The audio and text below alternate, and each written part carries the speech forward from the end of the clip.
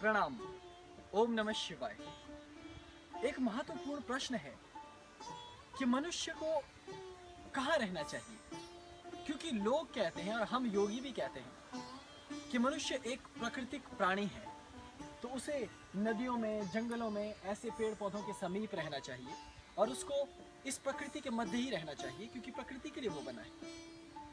तो दूसरी तरफ ऋषि कहते हैं कि आपको एक परिवार दिया गया है, आपको एक समाज दिया गया है, तो आपको परिवार में रहना है, आपको समाज को देखना है, आपको सभ्यता को देखना है। तो क्या हम शहरों में रहें, क्या हम गाँव में रहें, या फिर हम इन नदियों, इन जंगलों, इन प्रकृतियों का आनंद लेते हुए बिल्कुल वैसे ही रहें जैसे प्रकृति में रहना चाहिए? इसका सही उत्तर क्या है? मैं इसका उत्तर आपको इस तरह से देना चाहूंगा कि ये सच है कि मनुष्य इस पृथ्वी के लिए उत्पन्न हुआ है, इस पृथ्वी पर रहने वाला एक प्राणी ही है। हमारे पास बुद्धि है, विवेक है, सामर्थ्य है, शक्ति है। इसका पता हमें कैसे चलेगा? इसका पता चलता है हमारे बुद्धि बल से, हमारे विवेक से, हमारे काम करने के सामर्थ्य से। और हम जैसे ये पेड़ कटा है, वैसे इन वृक्षों को काट सकते हैं, हम इन वृक्षों को उगा सकते हैं। हमारे पास ये क्षमता है। इसलिए हमने धीरे धीरे क्या किया, आपको मालूम है? हमने इस दुनिया में सब कुछ बनाया। जैसे देखिए, मेरे ऊपर से जहाज जा रहा है, ठीक, ये किसने बनाया? हम मनुष्य ने। क्यों बनाया? अपने लिए। इसे जीव जंतु नहीं बना सकते। अब एक बानर चाहेगा कि मुझे हवाई जहाज बनाना है, क्या उसके लिए संभव है? नहीं। तो इसका अर्थ ये हुआ कि मनुष्य को केवल ये नहीं सोचना चाहिए कि वो केवल वनों में ही रहेगा। और मैं केवल आपको ये नहीं कहता कि सारे नगरों, महानगरों और जंगलों को एक बराबर कर दो, अर्थात सब जगह जंगल ही बना दो और गांव, नगर, महानगर समाप्त कर दो। हाँ, मैंने कभी नहीं कहा और कहूँगा भी नहीं, क्योंकि ऋषियों ने हमें इस तरह का कुछ सिखाया ही नहीं।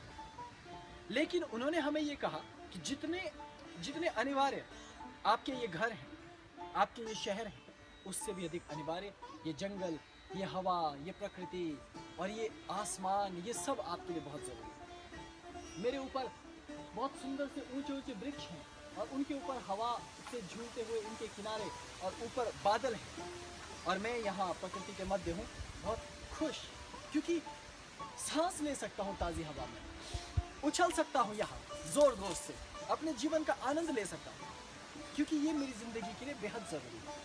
लेकिन मैंने देखिए कपड़े पहने हैं, ये शहरों में बने, गांव में बने। ये देखिए मैंने माला पहनी है, गांव के एक कारीगर ने इसको बनाया है।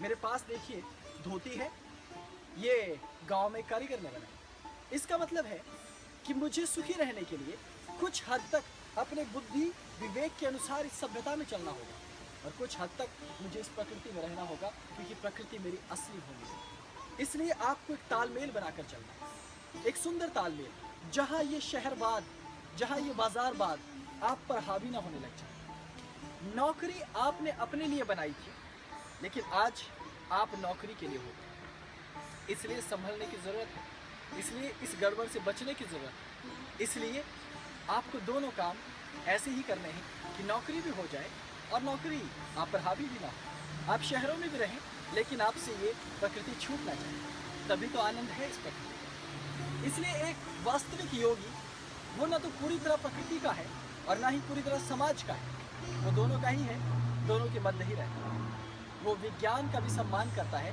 वो ज्ञान का भी सम्मान करता है। इसलिए आपको ऐसा जीवन जीना चाहिए जो इन दोनों को अपने साथ लेकर चले। तो मैं अधिक नहीं कहूँगा, इशारों में मैंने बताया है, लेकिन मैं तो प्रकृति का आनंद लेने आया हूँ, ना कि आपके साथ बहुत लंबी बात करने। तो अभी इतनी ही बात करूँगा और आपके प्रश्न का उत्तर मैंने दे दिया है, और मेरे पास बहुत सारे आपके प्रश्न आए हैं। चिंता मत कीजिए, जैसे जैसे समय मिलेगा हर रोज़ मैं आपके प्रश्नों का जवाब देता जाऊंगा, थोड़ा थोड़ा सही, लेकिन दूंगा ज़रूर। इसलिए एक सच्चा योगी कैसा है, ये लोगों से मत पूछो। कोई कहेगा कि असली योगी को टेलीविज़न, मीडिया, अखबार, इन सब से दूर रहना चाहिए। भाई क्यों? क्या समाज में गंदगी फैलती रही? क्या समाज में तुम जैसे दुष्ट लोग ही रहें? क्या अच्छे लोगों के लिए स्थान नहीं है यहाँ? और कुछ कहेंगे कि अच्छा योगी हिमालयों में नहीं रहता, वो तो समाज के हित के लिए 24 घंटे जुटा रहता है। क्यों? योगी को खुद के लिए साधना नहीं करनी क्या? क्या उसका अपना कोई जीवन नहीं? क्या उसको अपना विकास नहीं करना? तो ये सब बातें सिर्फ कहने की हैं। लोग वैसे हैं कि यदि आप घोड़ा खरीद कर लाएं, घोड़े पर बैठ जाएं, तो भी कुछ कहेंगे, घोड़े पर ना बैठे तब भी कुछ कहेंगे, घोड़े को कंधे पर उठा ले तब भी कुछ कहेंगे, और यदि घोड़ा खाली जाए तब भी कुछ कहेंगे। लोगों को तो बस कहना है। इसलिए बुद्धि, विवेक और आत्म प्रज्ञा से चलो, गुरु के बताए मार्ग पर चलो और अध्ययन करना, तभी तुम्हें प्रकृति और नगर दोनों समझ में। अभी इतना ही। प्रणाम। ओम नमः शिवाय।